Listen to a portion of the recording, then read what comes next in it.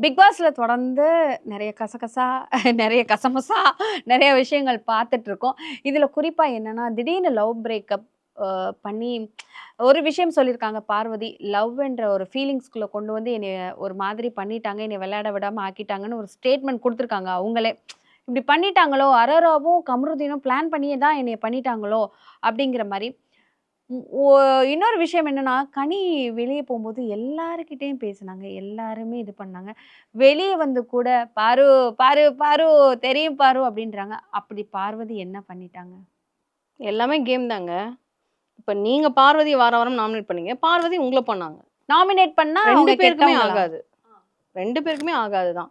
நான் 2 பேருமே நல்லவங்கன்னும் சொல்ல மாட்டேன். 2 பேரும் கெட்டவங்களும் சொல்ல கரெக்ட், மாட்டேன். கரெக்ட். அவங்கவங்களுடைய கேரக்டர அவங்கவங்க காமிச்சுக்கிட்டாங்க. அவ்வளோதான். சிம்பிள். இவங்க கிளம்பும்போது 3 வாட்டி அவங்கலாம் கிளாப்ஸ் பண்ணாங்க. இவங்க பண்ணல. அது இவங்க கேரக்டர்.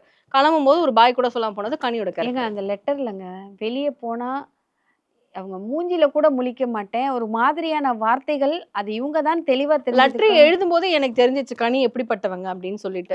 எனக்கு என்ன அப்படின்னா வந்து, எனக்கு என்னுடைய குறிப்பிட்ட ஒரு போஸ்ட்டுக்கு வந்து விஜயலட்சுமி வந்து கமெண்ட் பண்ணியிருந்தாங்க. கனி வந்து அப்படி கிடையாது. அது எதுக்கு நான் மெயினா வந்து இந்த ஆதிரை காலை இழுத்து விட்ட விஷயத்துல, இது கனிக்கு நடந்திருந்தால், கனி என்ன பண்ணியிருப்பாங்க? இல்ல அந்த வீட்ல வேற யாருக்கும் நடந்திருந்தா, கனி சும்மா இருந்திருப்பாங்களா? அப்படிங்கிறத நான் அங்க கேட்டிருந்தேன். அப்போ அதுக்கு கீழ வந்து விஜயலட்சுமியோட கமெண்ட் வந்திருந்தது. கனி வந்து கேட்டிருப்பாங்க. கனி அப்படிப்பட்டவங்க கிடையாது. கனி குட் சோல் அப்படிங்கிற மாரி கமெண்ட் வந்திருந்தது. அண்ட் விக்ரம் வந்து குட் சோல். அதனால வந்து அவர் உடனே உணர்ந்து மன்னிப்பு கேட்டாரு. அவர் மன்னிப்பு கேட்டதுக்கான ரீசன் நம்மளுக்கு தெரியும். ஆனா அவங்க வந்து அப்படிலாம் கமெண்ட் போட்டிருந்தாங்க. அப்ப நான் இன்பாக்ஸ்ல போய் சொன்னேன்.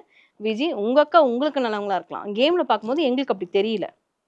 ஏன்னா இது கமெண்ட் கீழ போட்டுட்டே போனா, அது வந்து போயிட்டே இருக்கணும்னால நான் வந்து அத பெருசாக்க விரும்பல. அப்படியே விட்டுட்டேன். எனக்கு என்ன தோணுச்சுன்னா, லெட்டர்லயே எனக்கு தெரிஞ்சிருச்சு.